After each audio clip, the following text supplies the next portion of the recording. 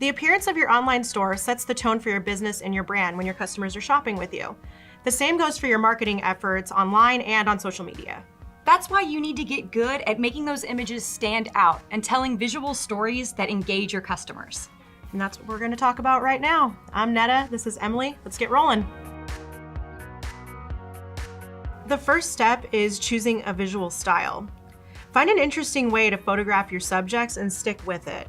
This can also mean choosing a filter inside of a photo editing app and telling stories with your images in a consistent way.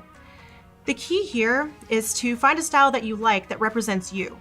A good tip for identifying your own visual style is to take a look at your Instagram feed over time. Are you taking the same pictures over and over using the same colors with the same filters, or are they completely random? Step 2 is to use proper composition. It's the way you assemble elements in your photos. The key here is to draw your customer's eye to your subject. And here's 4 tried and true ways pro photographers do this. The rule of thirds, for instance. If you took a grid of 9 squares and overlaid it onto your photo, you would want your subject to cross where the lines intersect, like this. Another way is with the rule of odds. This is including an odd number of objects in a photo. Here's an example. Imagine taking one of those out. It changes everything.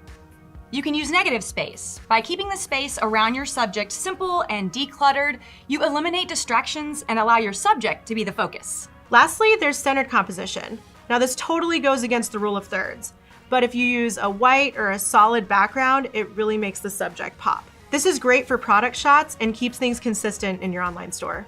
Step 3, adjust your white balance. Most photo apps have this ability. The key is to just make sure that a sample of white in your photo shows up as true white. Sometimes weird lighting can make whites come out blue or yellow. Use that white balance and make those whites bright. Our last step, adjust the exposure of your image. When there's too much light, it can blow out the details in your subject. But if it's underexposed, then you could lose the bright colors in your shot. The best time to do this is before you take your photo. Most camera phones allow you to do this by pressing your finger on the subject to expose it initially, and then adjusting it to expose it more or less. Play with this feature and find the balance. And that's it! 4 steps to make your images pop on your website, online store, and in your marketing. Watch this video and I will show you exactly how I organize and shoot all of my product photos at home with my phone. Okay, so here's my setup. I work right in front of the window and always have my trusty foam core at hand. I like to have my props and backgrounds close, so I've got this little space dedicated to those things. I've got more in the closet though. I have a problem with props. So the biggest thing you need to know about lighting is that you want it to be natural light, you want it to be bright, and you want it to be diffused.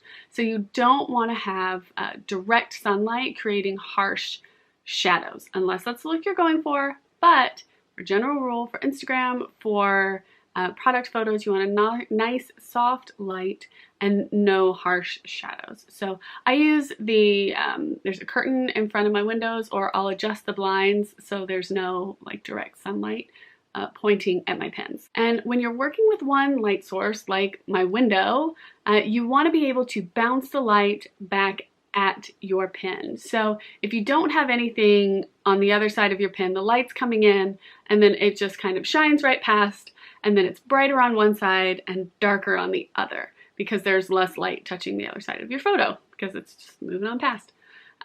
But you can stop that light, bounce it back using foam core, just like I did here. So here you can see what it looks like. You can see how the light is bouncing back. Like you can just see it on the table, how much brighter it looks. So here I've got a picture with the foam core and without the foam core. So you can see the difference here. This is the photo I just took in like 2 seconds ago. So you can see the difference. I love using it. You can get reflectors if you want, professional ones.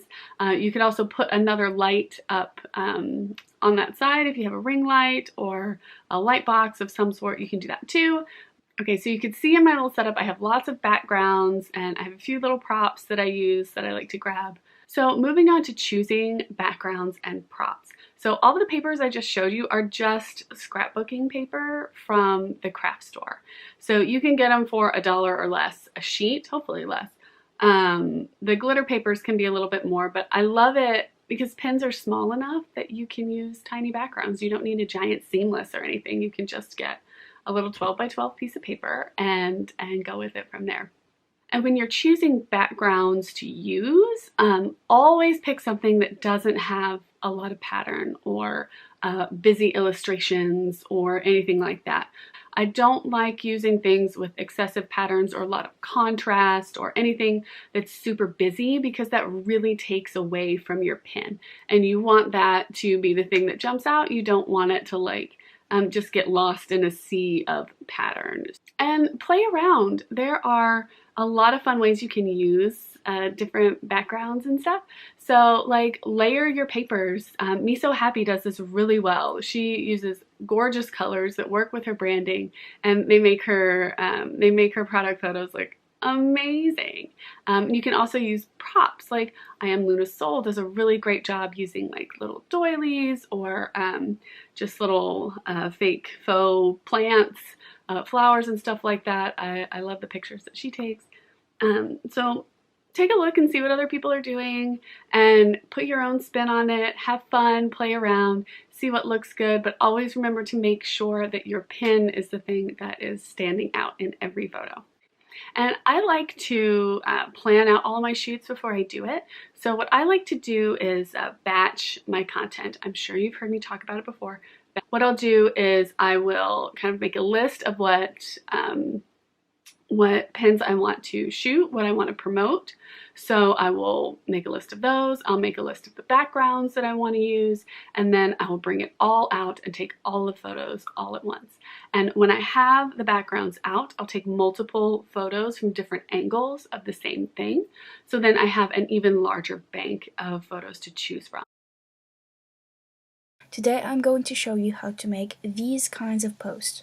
Let's get into the tutorial. So the first thing you need to do is write Instagram post in the search bar.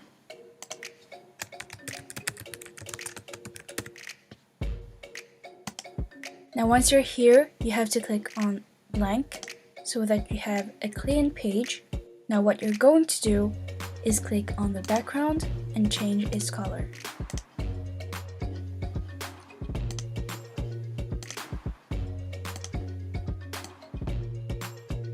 Now let's say you're selling beauty products. All you have to do here is download the PNG file of your product, and as you can see, the product doesn't have a background, and you have to drag that image into the page like so.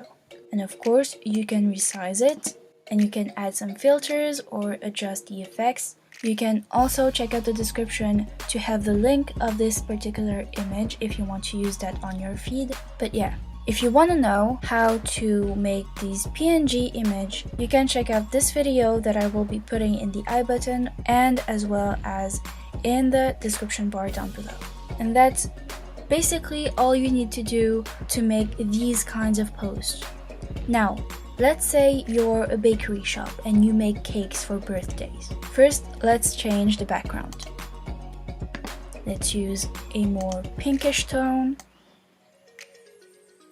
But let's stay on the pale side of it.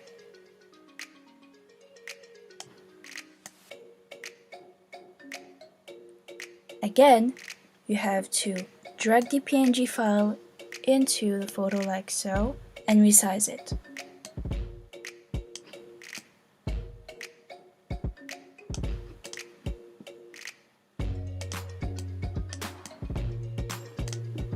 Now, of course, you can put some text in here, or you can even add more details and just browse into the Canva details that the website has.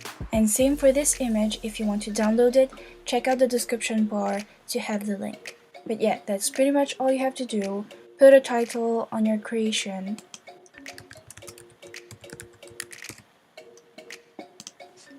Click here.